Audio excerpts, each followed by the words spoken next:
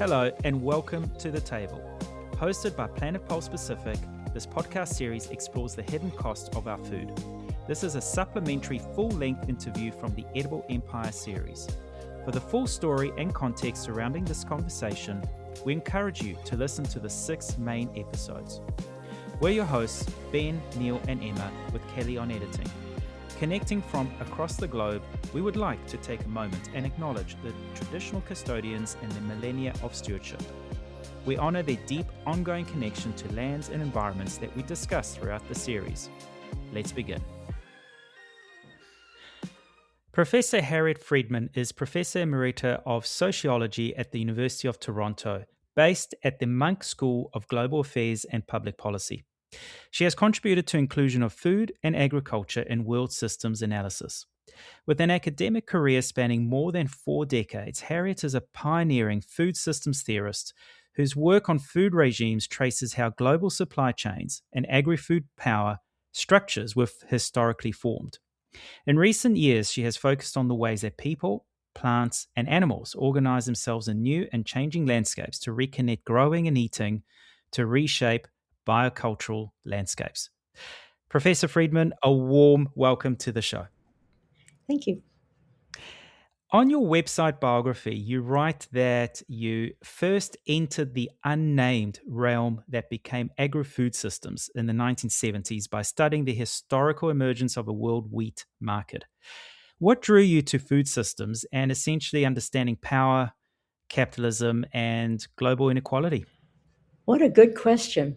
Well, in those days, the reason there wasn't a word for anything I was doing was that food and agriculture were pretty well dismissed in most academic studies and often in policy studies. So they were put at the margins, often given to women, obviously.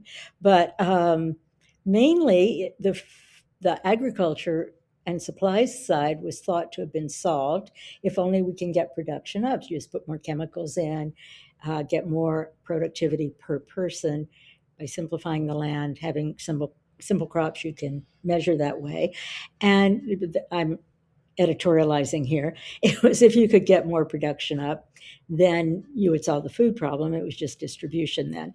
The food part was in nutrition, and food was in the hierarchy of needs, which was the main psychology that was used or a big one that was used at the time.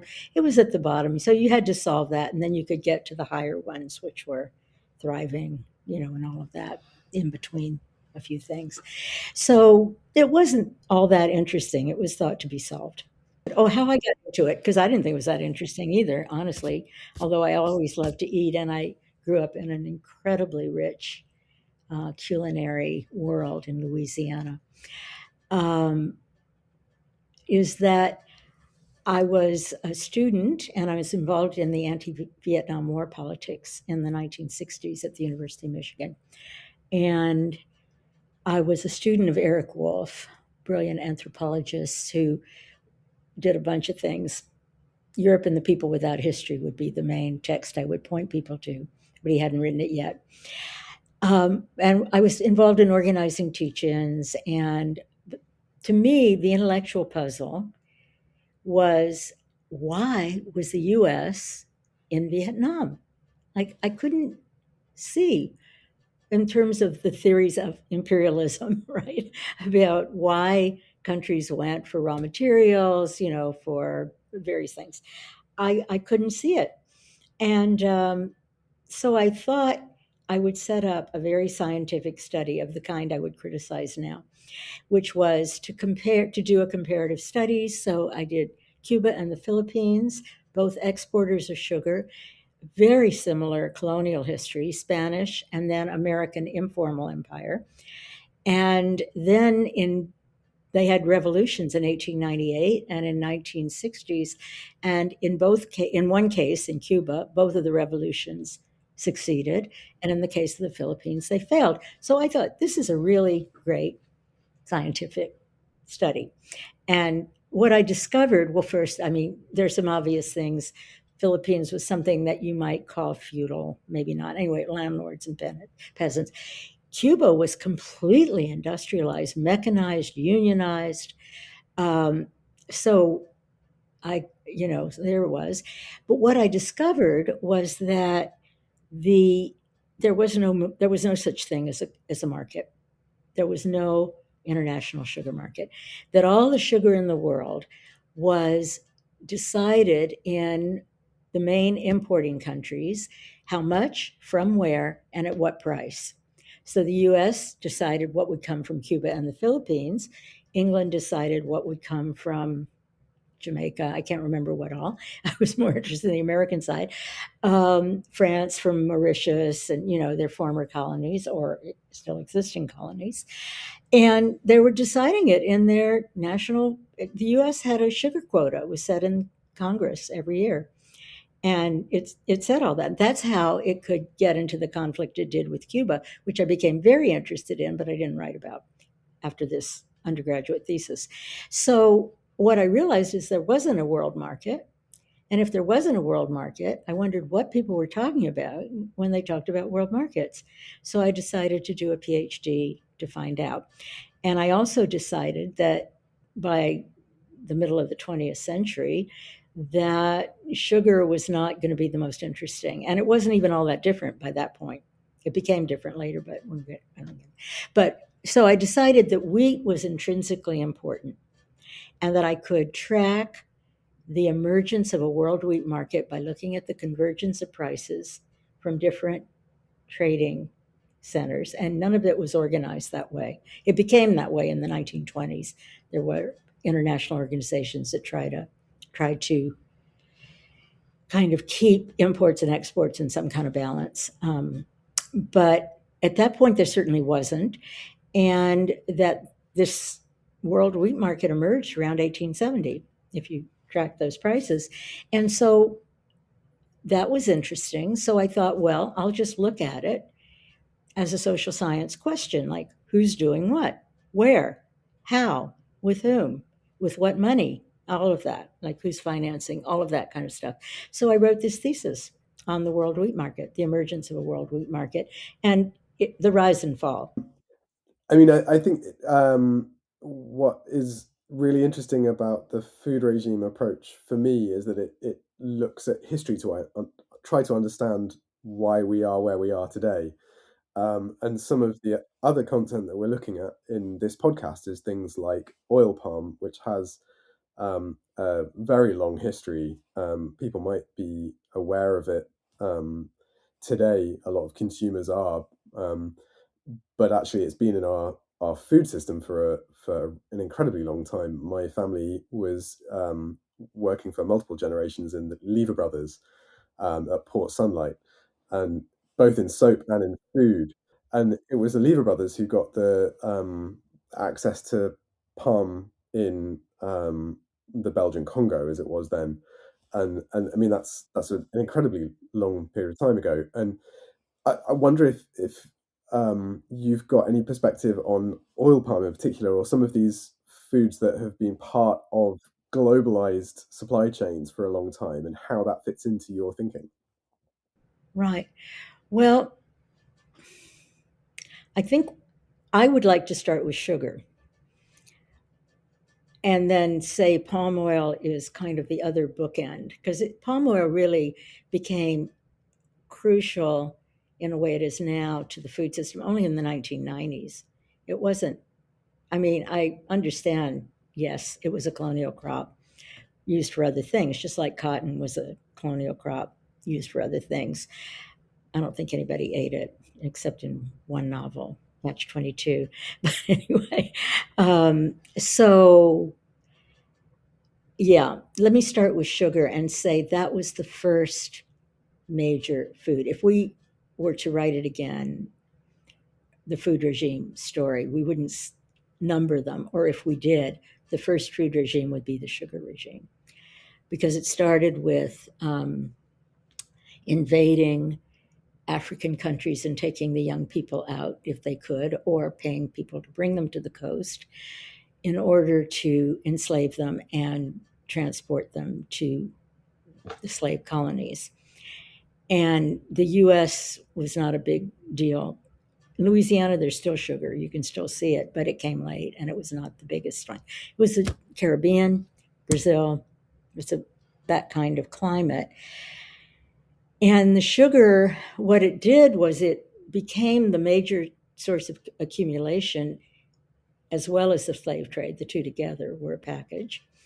And all kinds of new financial instruments were created to facilitate all this and to bring more people in to participating as investors, even on a very small scale, and brought in a whole lot of attachment to the slave trade. And at the same time, because so much of the early colonial expansion was centered on the metropolises, on London. It was happening in France before that, in Portugal, Lisbon, Madrid, and so on, Amsterdam. But I'll just stick to London for now. What they did, these metropolises, they pretty well ignored their hinterlands and their own countries, what we now think of as national economies, because it was an imperial economy. It was the city and the colonies. And behind it were the stories we hear all the time about enclosures. So there was a lot of misery and disruption being created in the hinterland, a lot of people coming to the cities without what they used to have to eat. And sugar became a substitute for calories, for rum, there were other drugs. Death rates went up a lot. It was not a nice time, but it really worked for sugar plantation owners, for merchants, for slave traders. It was a very complex system that in a place like Jamaica, any of the Caribbean or northern Brazil, cleared the landscape, turned it into monocultures of this extremely difficult crop to grow, especially if you in the era long before chemical fertilizers. So, and it was that system. Sidney Mintz is the great source on this, Sweetness and Power, that created the industrial techniques that later became adopted in England and became what we think of as the Industrial Revolution. So the way that slave teams were organized in the plantations to cut the cane, the way the industrial processing of the sugar, which was highly technically sophisticated for the time, not even still pretty sophisticated, and very dangerous work. And so they had these slave systems that organized what we later thought of as wage worker systems, and they later were wage worker systems, including in sugar. And what it did was it created monocultural landscapes, and it created a new diet that was not at all good for people, that was replacing something that had been quite healthy. And I would love to talk about what was there before 1500, anywhere in the world. There's kind of an abstract way of describing what was particular always to each place. So that was the beginning, and it created an imperial system, along with cotton, along with the early palm oil, a lot of colonial crops, certainly cotton.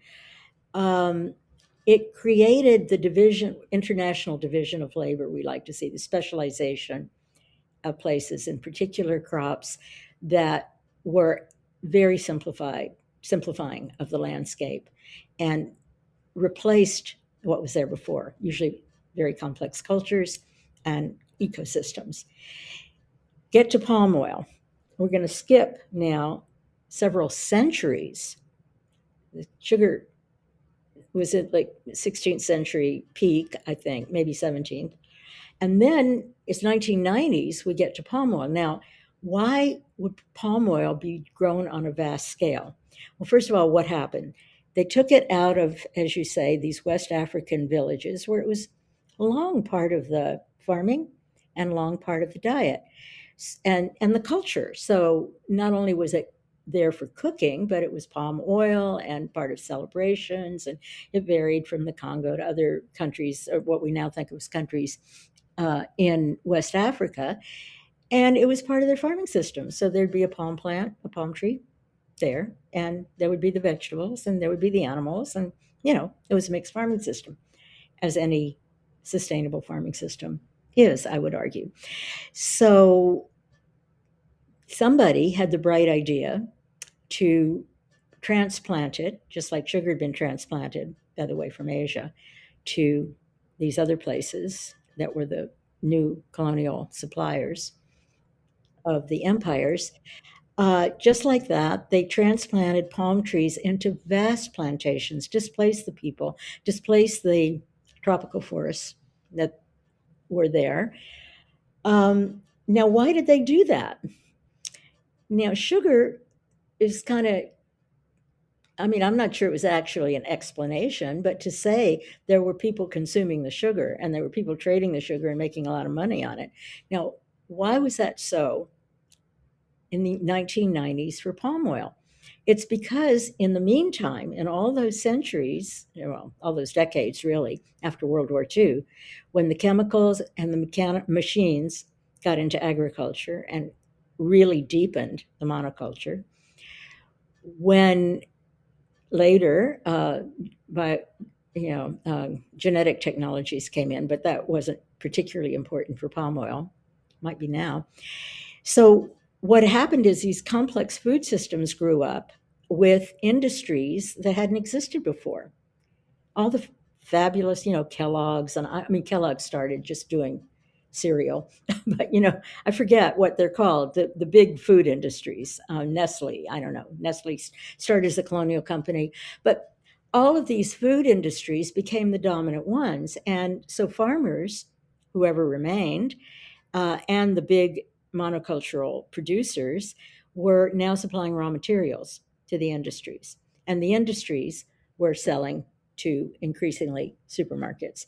That had to do with urban redesign in cars. It had a lot to do with a lot of things. But the food system changed so that agriculture was now serving a more centralized and industrialized and hierarchical food system. Hierarchical in the sense of more layers, not the difference between the top and the bottom. And so once the manufacturers are going, they are interested in cheapening their products and finding the most efficient way to do certain things. So palm oil turns out to have temperatures that make it more conducive to producing a range of food. So they just wanted it and demanded it. And so people who are corporations who wanted to supply that said, well, we're not going to do it in West Africa where people are already doing it. It's all complicated and, they're doing it with other things. We'll just transplant it to Asia first. It's now coming back to West Africa. It's gone to Latin America because once it's so profitable and once organizing monocultures is the way to make money and do things, and the resistance to that by the people who already live there, and certainly by the ecosystems that are being undermined. There's no resistance except causing problems, right?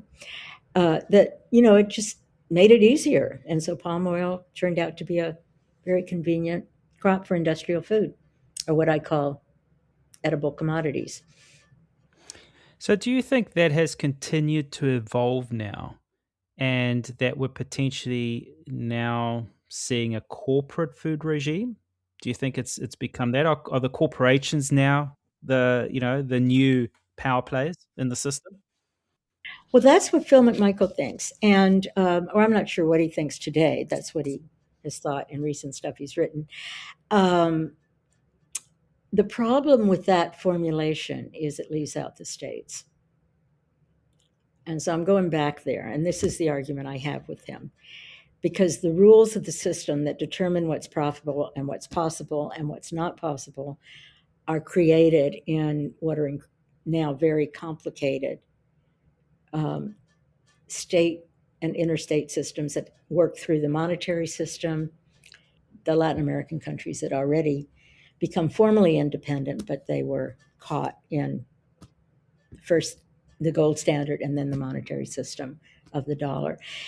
And what it did was it encouraged national economic growth. It allowed governments to overvalue their currencies, which is why you had black markets, because they were overvalued, but it worked.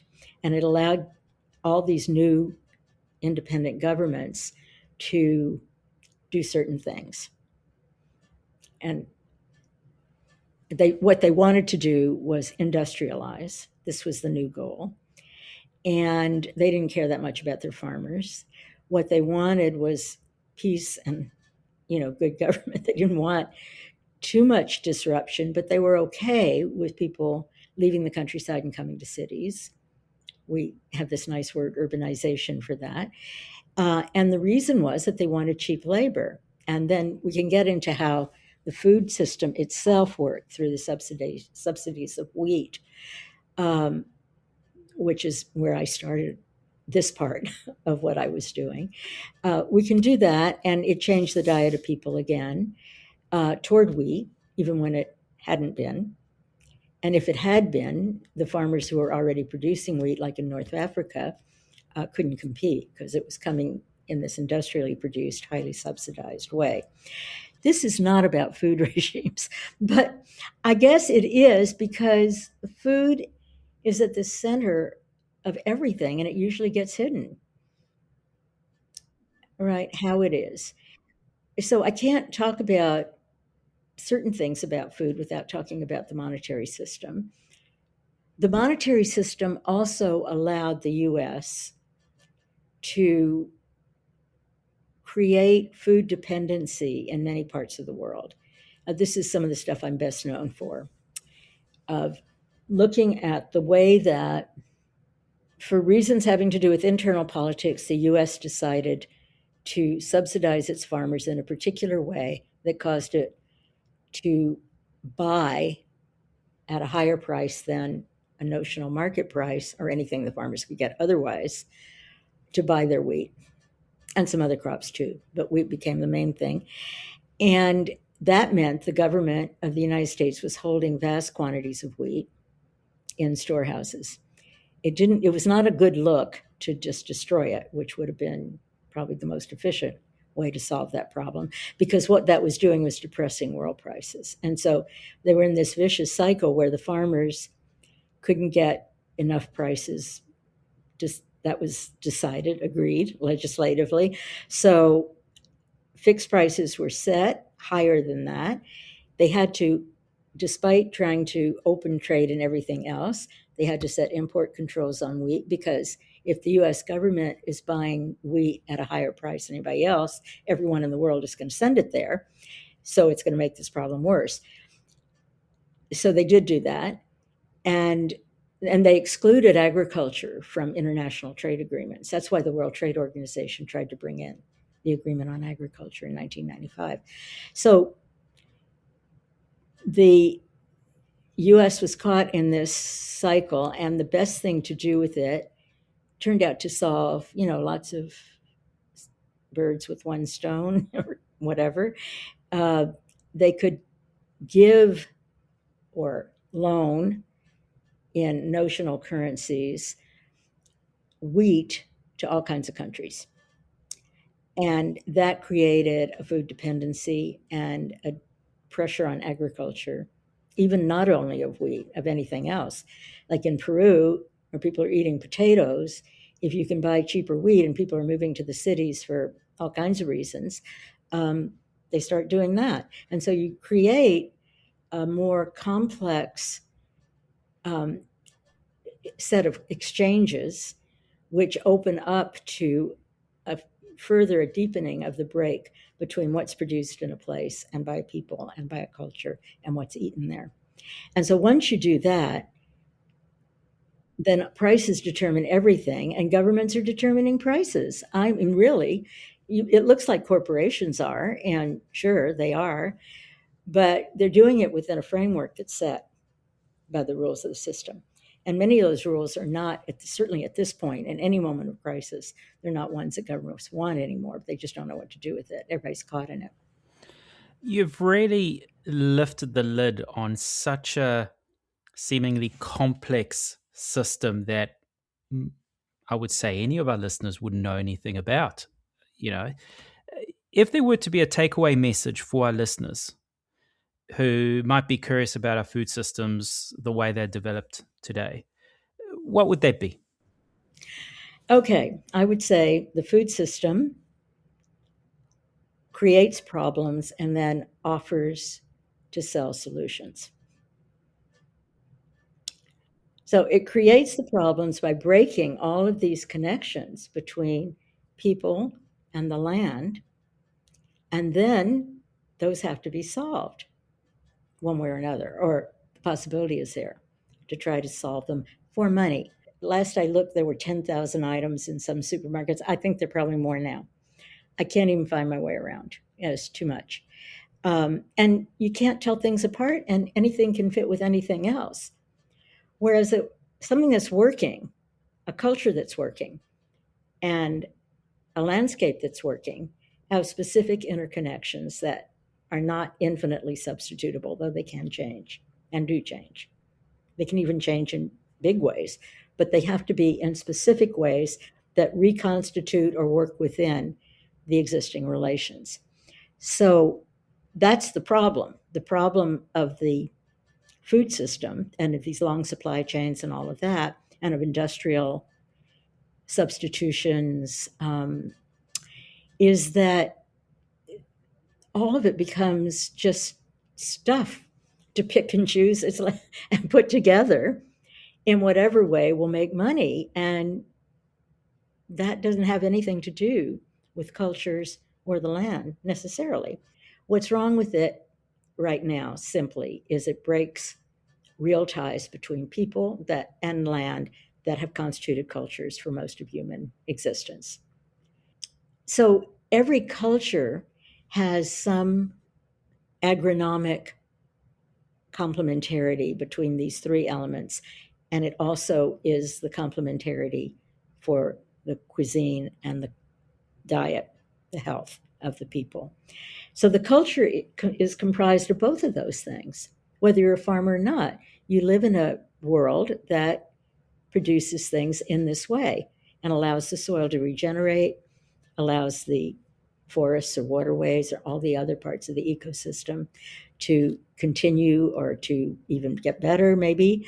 And it allows bodies and people to eat together, to thrive, to be happy, whatever.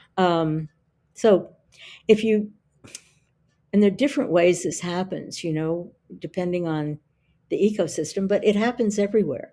It happens in villages perched on stilts in mangroves on the coasts of Asia. It happens in the incredibly intricate terraces in Asia or Latin America and in the Andes, where people have to learn all the ways to manage how to keep the forest good, how to keep the water moving in the right way, where to put the fish, all those things. So they can be hierarchical or they can be egalitarian. But if they're sustainable, they have those three elements. And that's what we don't have anymore, anywhere, except a few permaculture farms, which is really a good thing. They're there.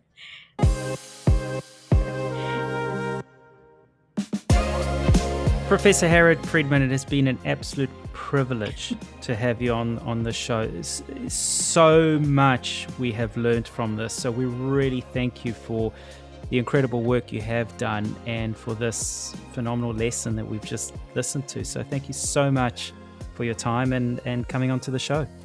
You're welcome. You probably didn't expect so many weeds about money. Okay, great. Well, thank you. Fantastic.